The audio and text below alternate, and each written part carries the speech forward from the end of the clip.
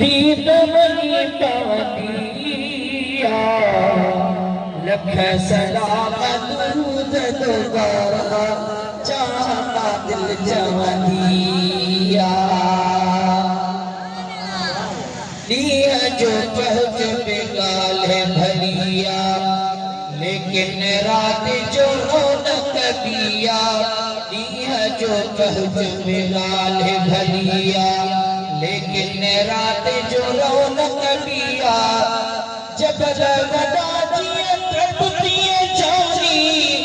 baker सिजवत दिया लख सलाम दूध दोबारा चाहमा दिल जवनिया मुश्किल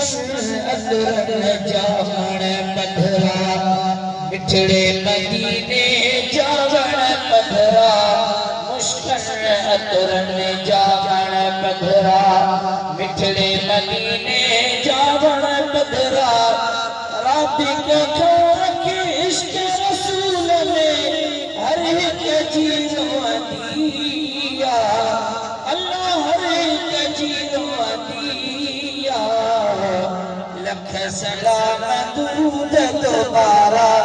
चाहमा दिल जवनिया सुभान अल्लाह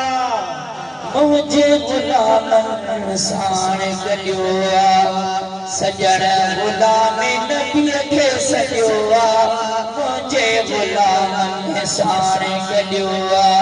सजण गुलाम नबी के सजो सालन खां पाए हैं सदा भई साब फकीर ससिया लख सलाम दूध दोबारा चाहमा दिल जवनिया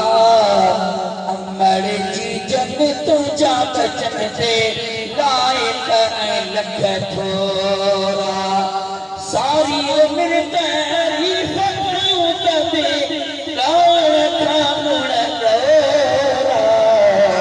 अमर जी जन तुझा बचन ते लायक लख थोरा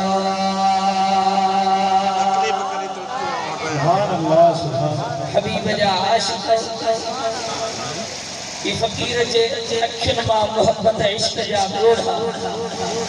ये सब सुधाई था दासा के मदीने वाले साथ मोहब्बत आहे सुभान अल्लाह पर उनके महबूब करीम सल्लल्लाहु अलैहि वसल्लम जी करम नवाज़ी जो कदर कयो असा पंहिंजे पाण खे सुञाणियो मुस्तफा करीम जी सुन्नत ते अमल कयो तो खुदा जो कसम रब दुनिया में भी इज्जत अता कंदो ऐं क़ब्र में पहुचण जी देर मदीने वारो ईंदो